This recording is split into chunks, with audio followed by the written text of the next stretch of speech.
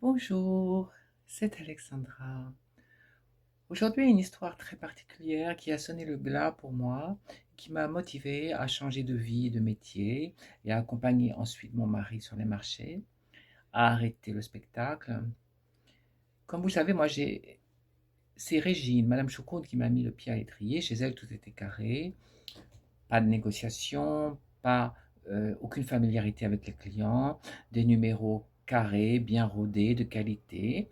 Pas de discussion sur les tarifs, euh, et évidemment respecter une hygiène de vie assez draconienne pour avoir des mensurations euh, toujours, je dirais, adaptées à mon travail.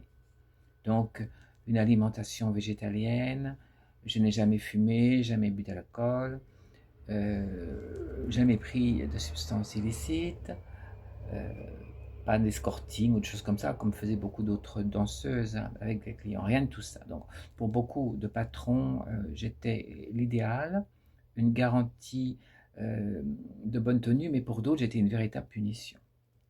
Et d'ailleurs, ces gens-là ne voulaient pas de moi.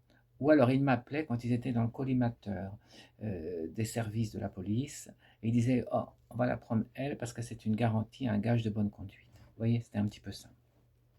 Ce jour-là, je suis sur la Côte d'Azur à Cannes. L'hôtel dont je ne peux vous citer le nom parce qu'il existe toujours a été donc privatisé par un magnat ukrainien de la finance. Ça n'a rien à voir hein, avec l'Ukraine et les problèmes d'aujourd'hui. Hein. Mais déjà à cette époque, ils étaient là.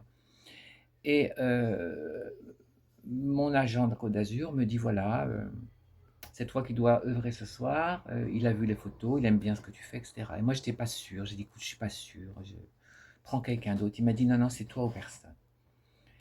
Et je ne sentais pas du tout cette soirée, connaissant trop bien les désirs fantasques de ces milliardaires qui croient qu'ils peuvent tout acheter. Et j'arrive sur le lieu de travail et là, je commence à avoir un pressentiment vraiment qui se confirme, puisque je vois une espèce de baignoire en or massif avec une tête de cygne, des pieds de lion, un truc très baroque, très rococo, mais en or massif, en plein milieu du restaurant, rempli de Dom Pérignon. J'ai dit, ah, ça, à tous les coups, c'est pour moi. Et non, c'était pas question. Peu de temps après, on vit dans les loges, il voit le patron, aimerait beaucoup, à la demande du client ukrainien, que vous vous immergiez dans le Dom Pérignon, voilà, y compris la tête, bien sûr, je suis en tête chez le coiffeur, et que vous sortiez complètement nu et que vous fassiez votre toilette, surtout sur les parties féminines, donc ça voulait dire les parties intimes. J'ai dit, excusez-moi, je ne suis pas une exhibitionniste, je fais des numéros de qualité, je ne suis pas là pour faire le cirque. Et le Dom Pérignon, pour moi, ça se déguste à table avec des gens de qualité, de correction, dont ce monsieur ne fait pas partie. Vous lui dites que je m'en vais. Et là, le patron d'hôtel me dit, mais c'est impossible. Le monsieur a déjà donné 10 000 francs. Je dis, excusez-moi, je suis payé 1 500 francs pour 20 minutes, ce qui est déjà largement correct.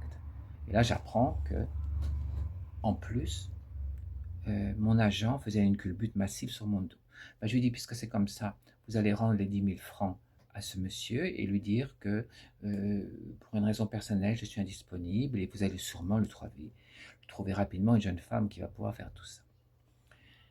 Et là, ça prend une tournure complètement surréaliste. L'Ukrainien en fait une affaire presque privée, comme si je l'outrageais. Et il menace de quitter l'hôtel, d'annuler la soirée si je ne me plie pas à ses ordres. Or, moi, personne ne m'a jamais donné d'ordre.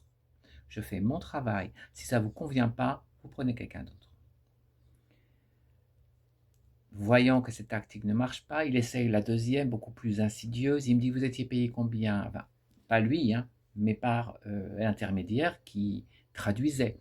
Je dis 1 500 francs. Il me dit, il vous donne 15 000. J'ai dit non. 30 000. J'ai dit non. Il me dit, vous êtes bien sûr. Et là, une fraction de seconde, je pense à Katouchanian, à Paris, mon ami Katouchanian, qui avait son association pour les petites filles excisées, à toutes sortes de personnes qui s'occupaient des enfants, je dirais, malheureusement tombés dans la traite humaine, la pédocriminalité. Je me dis, cet argent serait tellement utile. Et puis je me dis non, parce qu'elles n'accepteront jamais que cet argent a été gagné sur, je dirais, une base de compromission avec des gens sordides qui eux-mêmes étaient impliqués dans ce genre de trafic. Donc, je dis un non définitif. J'ai reçu bien évidemment des menaces presque physiques. J'ai dit, j'appelle la police tout de suite.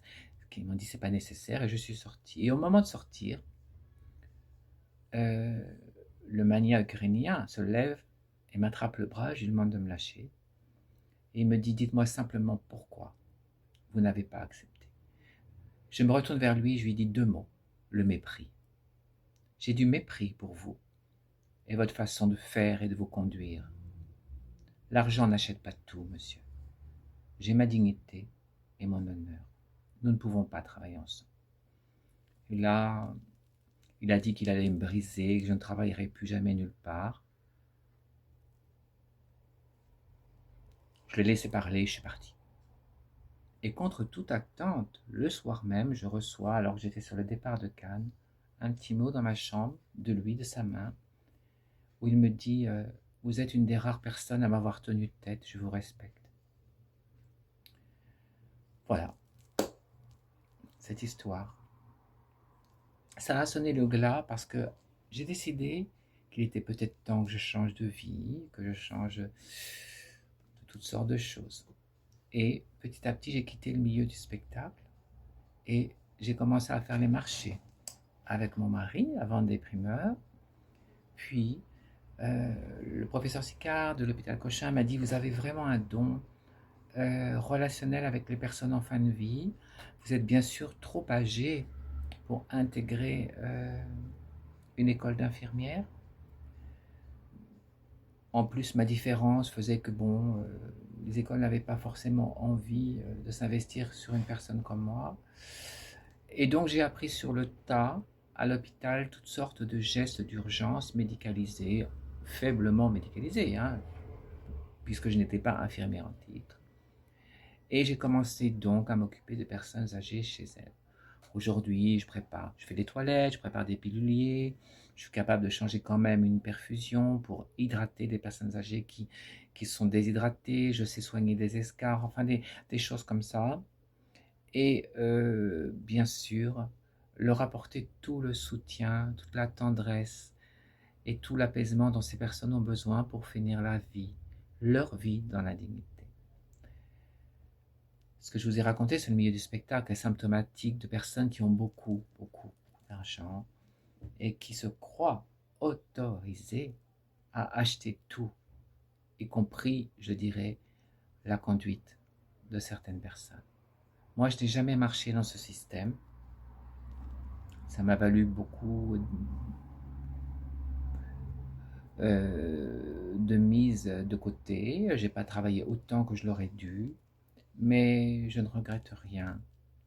Aujourd'hui, je peux me regarder dans une glace en me disant que je n'ai cédé à aucune compromission. Je suis restée toujours égale à moi-même. Voilà ce que je voulais vous dire aujourd'hui. Très bonnes vacances, Alexandra.